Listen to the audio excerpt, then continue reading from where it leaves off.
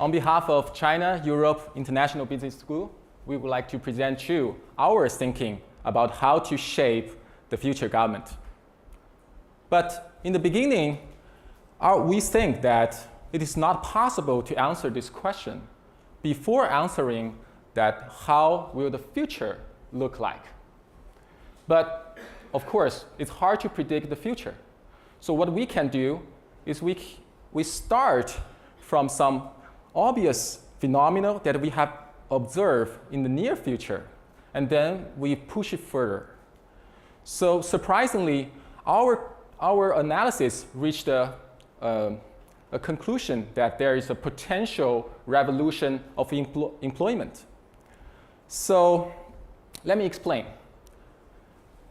In the progress of globalization, the labor-intensive jobs have been shifting from developed countries to underdeveloped countries. But we believe that this flow will be cut off by new technologies, such as artificial intelligence and also self-driving technologies.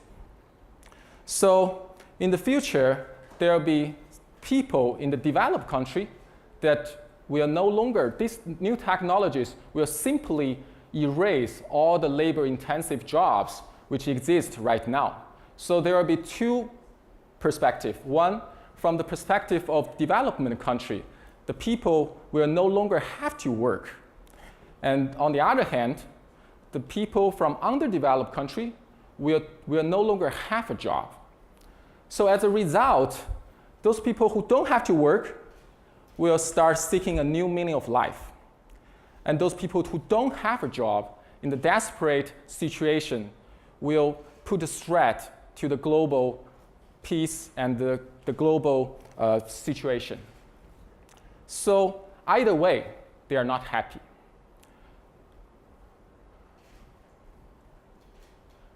So in light of this effort, we think that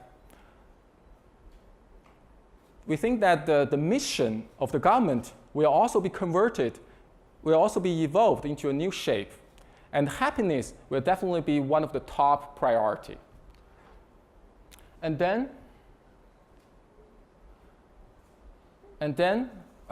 also we get some inspiration from Confucius' philosophy that in his narrative, he described the perfect society as commonwealth of great unity.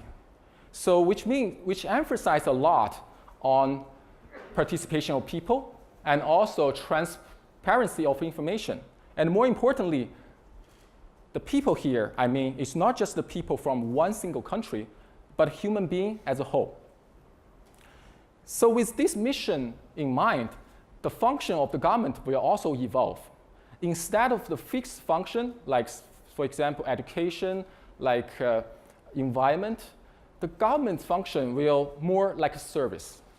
It will become to a service platform, data-based service platform, that you will not even notice if no service is required. So with this mission and function in mind, our team, we designed the new structure of government. And as we can see from this chart, this structure have two levels. Let me explain first on the national level first. So on the national level, this structure has three components. The first one is the base, which are the people. And the second one are the platform, a data advanced technology-based platform. And the third one is simply an auditor, or we call facilitator, that will make sure that this platform works. So how will this system work? So in the future, we think that everyone among us can request a service or make a proposal to this platform. And the platform will then evaluate this proposal and then forward the valid and feasible options to a group of people who are selected to make a vote on these options. And then if this proposal or request is passed, then this request or proposal will be immediately enforced. So And we think that they have like 3 advantages about this system. One, people who are selected are based on their value to the society, which includes their knowledge, their influence, their interest to this matter. The selection process will create a social significance to these people, and which will also link to happiness. And the second advantage is that the entire process will be totally, completely transparent, which will create a trust between people and the platform as a whole. And the third one is the equality. Since everyone can make proposal, everyone can join the process of evaluation, can make their input, then equality to a certain degree will be achieved. And then move on to the global level. Since this structure is so simple and so scalable, then we think that every country will have one system, and the information will flow and the best practice will flow between all these systems. And this will also give us 3 advantages. The first, that since the information input to make any decision is from all the systems, from all the countries, so this system will better address the global issues.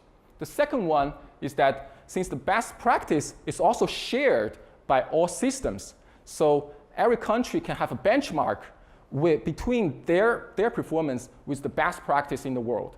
And the third is efficiency. Since the asymmetry of information is eliminated in this system, so we believe a great efficiency will be achieved.